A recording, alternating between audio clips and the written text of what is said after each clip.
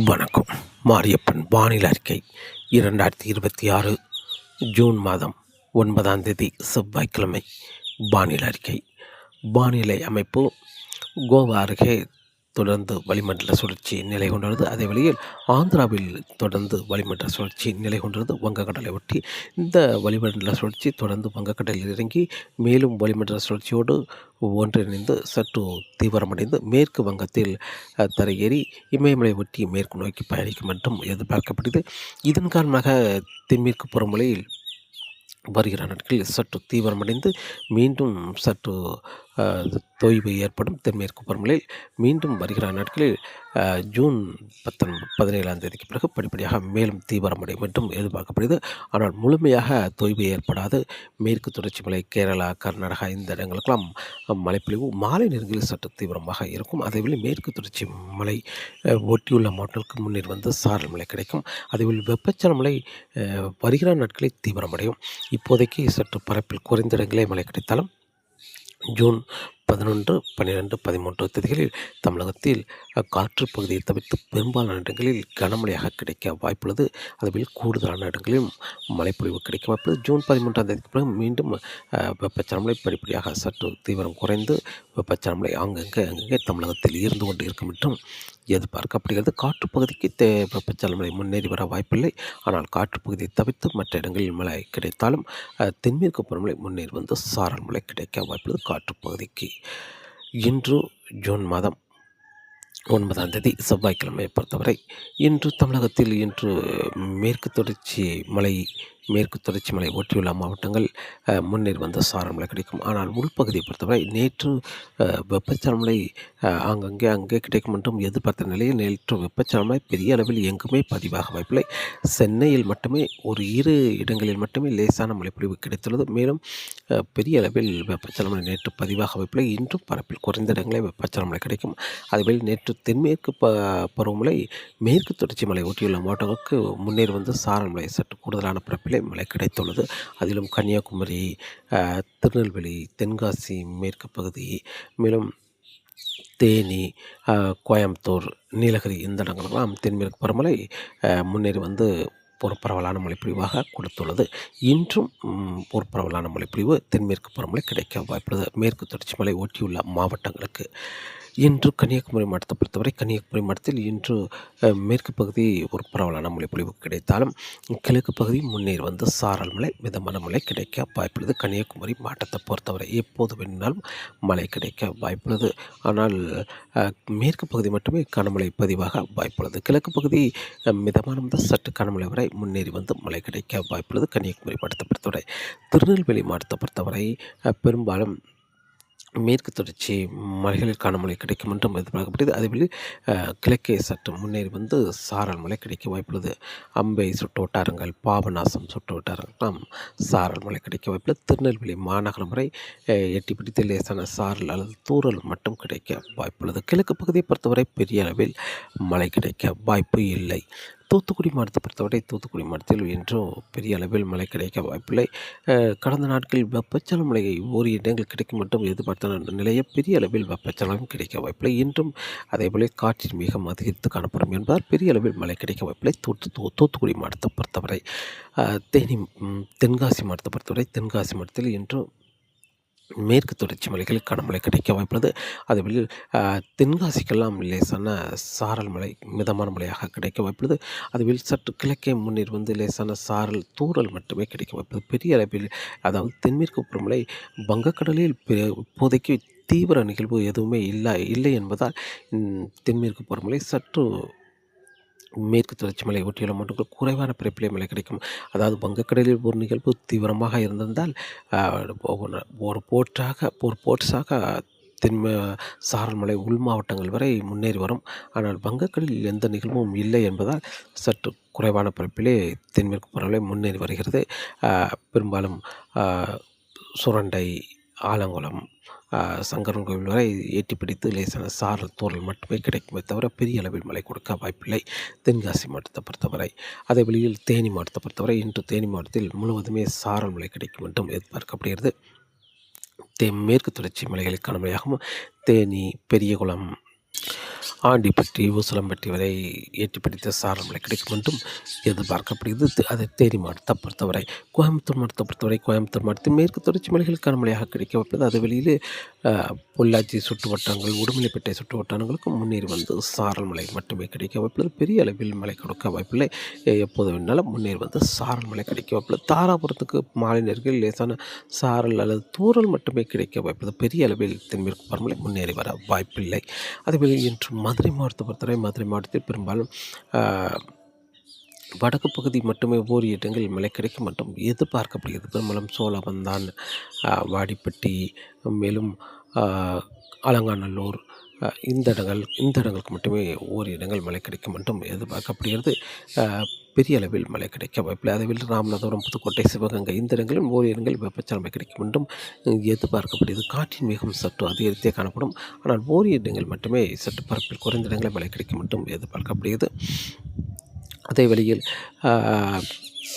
இன்று உறுதியான மழைப்பொழிவு கிடைக்கும் இடம் பெரும்பாலும் சேலம், கிழக்கு பகுதி, தருமபுரி, கிருஷ்ணகிரி இந்த இடங்களில் அங்கங்கே சற்று பரப்பில் குறைந்த இடங்களை மழை கிடைத்தால் சற்று கூடுதலான பரப்பு என்பது வேலூர், காஞ்சிபுரம், திருப்பத்தூர், சென்னை, திருவள்ளூர், செங்கல்பட்டு, விழுப்புரம் இந்த இடங்களுக்கு மட்டுமே மழை கிடைக்க வாய்ப்புள்ளது.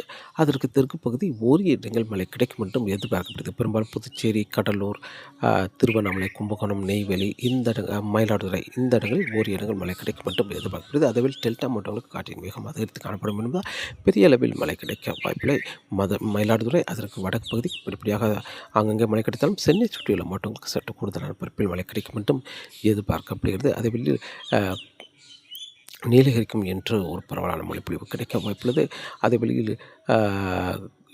திருப்பூர், ஈரோடு இந்த இடங்கள்லாம் காற்றின் வேகம் சற்று அதிகரித்து காணப்படும். ஈரோடு வடக்கு பகுதி லேசான மழைப்பொழிவு கிடைக்கும் மட்டும் எதிர்பார்க்கப்படுகிறது. இன்று வெப்பச்சலமை என்பது பெரும்பாலும் சேலம் தொடங்கி அதற்கு கிழக்குள்ள மாவட்டங்களுக்கு மட்டுமே மழை கிடைக்கும். பெரிய அளவில் இன்று தமிழகத்தில் வெப்பச்சலமை கிடைக்க வாய்ப்பில்லை. குறைவான பரப்பிலே மழை கிடைக்கும். அதுபோல் தென்மேற்கு பருவமழை முன்னேறி வந்து மேற்கு தொடர்ச்சி மலை மேலும் மேற்கு தொடர்ச்சி மலை ஒட்டியுள்ள மாவட்டங்கள் மேற்கு பகுதி மட்டுமே மழை கிடைக்க வாய்ப்புள்ளது. இன்று ஜூன் மாதம் 9ஆம் தேதி. நாளை ஜூன் 10ஆம் தேதி மேற்கு தொடர்ச்சி மலை கேரளாவில் பரவலான மழைப்பொழிவு இருக்கும். அதுவில் கணவாய் பகுதிகளில் முன்னேறி வந்து சாரல் மழை கிடைக்கும். மேற்கு தொடர்ச்சி மலை ஒட்டியுள்ள மாவட்டங்களுக்கு முன்னேறி வந்து சாரல் மழை கிடைக்க வாய்ப்புள்ளது. அதே வெளியில் தமிழகத்தில் வெப்பச்சலமை சற்று இன்றை விட நாளை அங்கே சற்று கூடுதலான பரப்பில் மழை கிடைக்கும். அதேவேளை ஜூன் 10 விட ஜூன் 11ஆம் தேதி தமிழகத்தில் பரவலான மழைப்பொழிவாக கிடைக்கும். தென்மேற்கு பருவமழையும் சற்று தீவிரமாக இருக்கும். ஏன்னா இப்போது வளிமண்டல சுழற்சி வங்கக்கடலில் முழுமையாக இறங்கி தீவிரமடையும் என்பதால் அடுத்தடுத்த வளிமண்டல சுழற்சி இணைந்து தீவிரமடையும் என்பதால் தென்மேற்கு பருவமழையும் சற்று தீவிரமாக இருக்கும் ஜூன் 10ஆம் தேதி. அதேவேளை தமிழகத்தில் வெப்பச்சலனமழை கூடுதலான பரப்பில் கனமழையாக கிடைக்க வாய்ப்புள்ளது. வெப்பச்சலனமழை கிடைக்கும் இடம் பெரும்பாலும் திருப்பூர் வடக்கு பகுதி, ஈரோடு மாவட்டத்தில் பரவலாக கனமழையாக கிடைக்கும். அதாவது தெற்கு பகுதியை விட வடக்கு பகுதி கூடுதலான பரப்பில் கனமழையாக கிடைக்கும். ஈரோடு மாவட்டத்தை பொறுத்தவரை சேலம், தருமபுரி, கிருஷ்ணகிரி, திருப்பத்தூர், வேலூர், காஞ்சிபுரம், சென்னை, திருவள்ளூர், செங்கல்பட்டு, விழுப்புரம், புதுச்சேரி, கடலூர், திருவண்ணாமலை, கும்பகோணம், நெய்வேலி இந்த இடங்களுக்கெல்லாம் கூடுதலான பரப்பில் பரவலாகவே கனமழையாக கிடைக்கும் ஜூன் 11ஆம் தேதி. அதே வேளையில் கரூர் வடக்கு பகுதி, நாமக்கல் வடக்கு பகுதி, திருச்சி, அரியலூர், பெரம்பலூர் இந்த இடங்களுக்கெல்லாம் மழை கிடைக்க வாய்ப்புள்ளது. அதுவில் டெல்டா மாவட்டங்களை பொறுத்தவரை வேதாரண்யம், முத்துப்பேட்டை, தஞ்சாவூர், நாகப்பட்டினம் இந்த இடங்களுக்கெல்லாம் கூடுதலான பரப்பில் இரவு நேரங்களில் கனமழையாக கிடைக்க வாய்ப்புள்ளது. அதுவேளை மயிலாடுதுறை, சீர்காழி, கும்பகோணம், நெய்வேலி என்று அனைத்து மாவட்டங்களுக்குமே கடலோர மாவட்டங்கள் அனைத்து மாவட்டங்களுக்குமே பரவலாக கனமழையாக கிடைக்க வாய்ப்புள்ளது. அதுவேளை தென் மாவட்டங்கள் உள்பகுதி பெரும்பாலும் புதுக்கோட்டை, ராமநாதபுரம், சிவகங்கை, மதுரை, விருதுநகர் கிழக்கு பகுதி இந்த இடங்களுக்கெல்லாம் பரவலான மழைப்பொழிவாக கிடைக்க வாய்ப்பு. தென் மாவட்டங்களுக்கும் கிழக்கு பகுதி கடல் ஓரங்களில் ஒரு சில இடங்களில் மழை கிடைக்கும் என்றும் எதிர்பார்க்கப்படுகிறது. அதுவே தென்மேற்கு பருவமழை சற்று தீவிரமாக இருந்து மேற்கு தொடர்ச்சி மலை மாவட்டங்கள் உள்பகுதி வரை சாரல் மழை கிடைக்கும் என்றும் எதிர்பார்க்கப்படுகிறது. ஜூன் 11, ஜூன் 12, 13 தேதிகளிலும் வெப்பச்சலமை கூடுதலான பரப்பில் இருக்கும். தென்மேற்கு பருவமழை சற்று தீவிரமாக இருக்கும். அதுவே ஜூன் 14ஆம் தேதியிலிருந்து தென்மேற்கு பருவமழை சற்று தீவிரம் குறையும். அதாவது இந்த நிகழ்வு நிலப்பரப்பில் தரையேறிய பிறகு தென்மேற்கு பருவமழை தீவிரமடையும். அதாவது கேரளா, மேற்கு தொடர்ச்சி மலைகள் மட்டும் சீராக இருக்கும். மாலை நேரங்கள் மட்டுமே சற்று கணவாய் பகுதிகளுக்கு சாரல் மழை கொடுக்கும் அளவுக்கு சற்று தீவிரமாக இருக்கும். அதேபோல் வெப்பச்சலனமே தொடர்ந்து ஆங்காங்கே சற்று பரப்பில் குறைந்த இடங்களே அங்கே இருக்கும். அதாவது ஜூன் 11, 12, 13 தேதிகளில் கூடுதலான பரப்பில் இருப்பதை விட ஜூன் 14ஆம் தேதியிலிருந்து சற்று பரப்பில் குறைந்த இடங்களே இருக்கும் வெப்பச்சலமழை. ஜூன் 15, 16, 17, 18 என்று அடுத்தடுத்த நாட்கள் தொடர்ந்து தமிழகத்தில் வெப்பச்சலமழை இருந்தாலும் பரப்பில் சற்று குறைந்த இடங்களே இருக்கும். ஆனால் தென்மேற்கு பருவமழை சற்று பகல் நேரங்களில் தொய்வு ஏற்பட்டாலும் மாலை நேரங்களில் சற்று தீவிரமாக இருக்கும். அதுவில் ஜூன் 19ஆம் தேதிக்கு பிறகு மீண்டும் ஒரு நிகழ்வு மியான்மரிலிருந்து வர இருக்கிறது. அந்த நிகழ்வு வங்கக்கடலில் இறங்கி மேற்கு வங்கம் வழியாக மேற்கு நோக்கி பயணிக்கும் என்பதால் மீண்டும் தென்மேற்கு பருவமழை படிப்படியாக தீவிரமடையும் என்றும் எதிர்பார்க்கப்படுகிறது. எப்போதெல்லாம் மியான்மரிலிருந்து நிகழ்வு வர இருக்கிறதோ வடகிழக்கு வங்கக்கடலுக்கு வரும் பொழுதெல்லாம் தென்மேற்கு பருவமழை தீவிரமடையும். நிலப்பரப்பில் தரையேறிய பிறகு தென்மேற்கு பருவமழை சற்று தீவிரம் குறையும் என்றும் எதிர்பார்க்கப்படுகிறது. அதேபோல் வெப்பச்சலமழை தொடர்ந்து தமிழகத்தில் இருந்து கொண்டே இருக்கும். சில நாட்கள் பரப்பில் கூடுதலான இடங்களில் இருக்கும், சில நாட்கள் சற்று பரப்பில் குறைந்த இடங்களில் இருந்தாலும் ஆனால் தொடர்ந்து வெப்பச்சலமழை காற்று பகுதியை தவிர்த்து மற்ற இடங்களில் இருந்து கொண்டே இருக்கும் என்றும் எதிர்பார்க்கப்படுகிறது. காற்றின் வேகத்தை பொறுத்தவரை காற்றின் வேகம் வரக்கூடிய நாட்களில் கணவாய் பகுதிகளில் தொடர்ந்து அதிகரித்தே காணப்படும். 50 முதல் 60 கிலோமீட்டர் வரை கணவாய் பகுதியில் காற்றின் வேகம் இருக்க வாய்ப்புள்ளது. ஆனால் குமரிக்கடல், மன்னார் வளைகுடா, அரபிக்கடல், வங்கக்கடலை பொறுத்தவரை மீனவர்களுக்கு மீன்பிடிக்க சற்று சவாலாகவே இருக்க வாய்ப்புள்ளது. அரபிக்கடல், வங்கக்கடலை பொறுத்தவரை 50 கிலோமீட்டர் வரை காற்றின் வேகம் இருக்க வாய்ப்புள்ளது. இடையிடையே 60 கிலோமீட்டர் வரைக்கும் காற்றின் வேகம் இருக்க வாய்ப்புள்ளது குமரிக்கடல் எல்லாம்.